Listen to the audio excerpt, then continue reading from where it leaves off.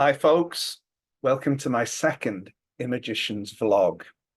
I'm Alpine and I like to describe myself as an Imagician, which is someone who applies their imagination to the challenge of visualizing an improving world in the face of all the evidence that it very much seems, in fact, to have got just a little bit shitter every year since the turn of the millennium at the very least. So, last time I talked about those magic eye books that were a bit of a craze back in the 90s, and we explored the idea that there can be hidden information in a 2D pattern that has the appearance of being 3D. Now, one could, of course, make the argument that just because something appears to us as a 3D image doesn't necessarily mean that that's what it is. It's still just a 2D ink imprint on a flat piece of paper, right? But let's unpack the implications of this, shall we? If we can perceive something as 3D, which is actually physically 2D, what does that say about our powers of perception? Is it right to say that there is no 3D image of an alien's head, for example? That there is, in fact, only some weird, garish pattern and that the 3D image of the alien's head doesn't really exist? We need to bear in mind that the reason we see the 3D image of the alien's head is because it was consciously and purposefully put there by some clever technique, by people who understand such imagery and how human perception actually works. It's not a coincidence that some of us see the alien's head and it's not a figment of our imagination. It's actually factually there in some form of informational pattern. It actually does exist. It just needs decoding by someone who is capable of doing so.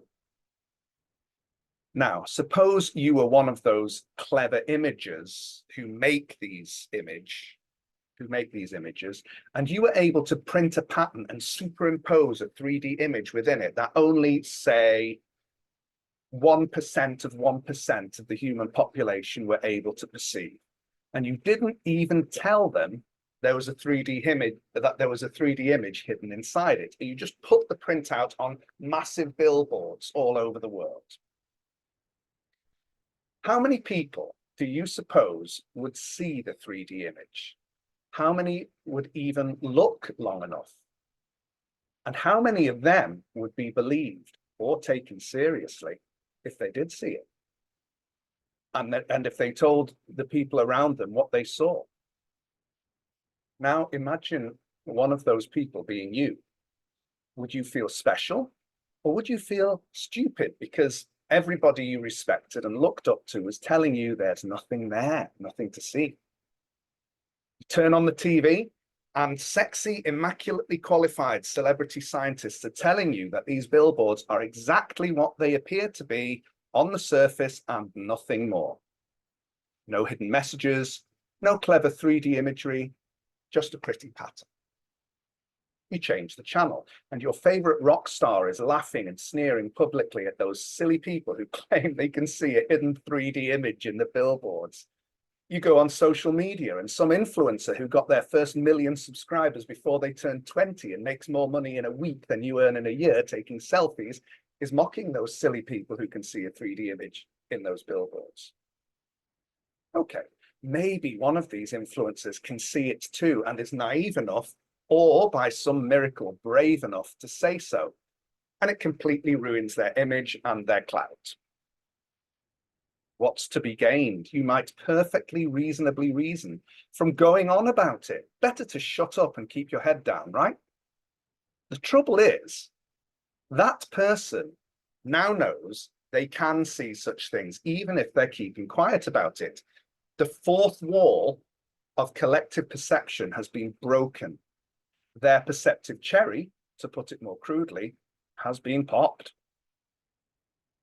Anyone puts up another such billboard or a series of such billboards, such a person is probably not going to be able to resist looking closely. Eventually, they're likely to start feeling like Harry Potter in a world of muggles. So, I suppose the point in this little exercise of the imagination was just to do a little light stretching exercise. metaphorically speaking, of course. Stretching the imagination also stretches our bandwidth of what might or might not be possible. And that takes us one step further away from being a muggle and one step closer to becoming an Imagician. Stay tuned for more information stretching exercises, folks.